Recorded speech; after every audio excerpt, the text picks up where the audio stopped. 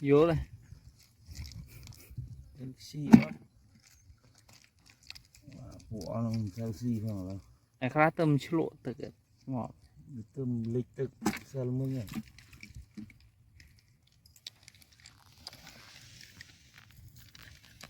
đây tôm hộp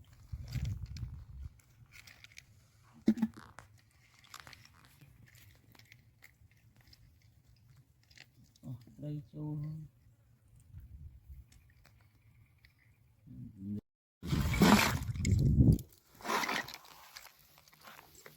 châu ngọt ở bà đá ra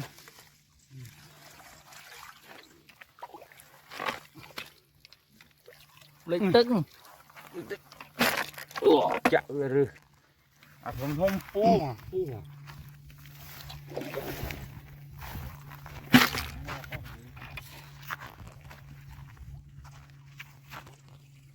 trời dạ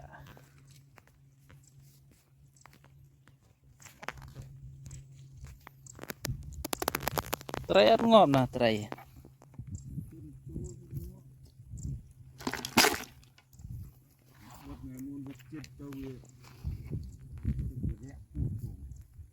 rồi cúng vàng sỏi chủ đó lấy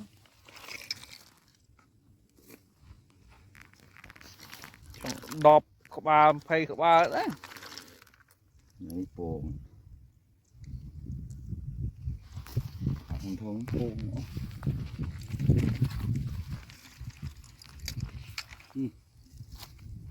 đò cò ăn đó vô tự ăn là bà ăn ôi kia vô chả chậu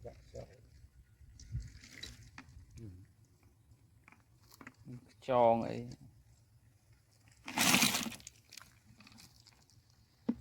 người này tìm đò cò thôi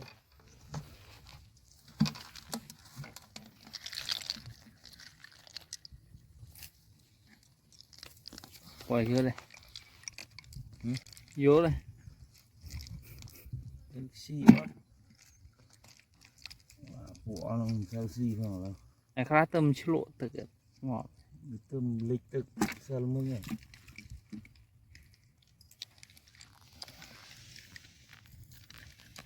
đây tôm hộp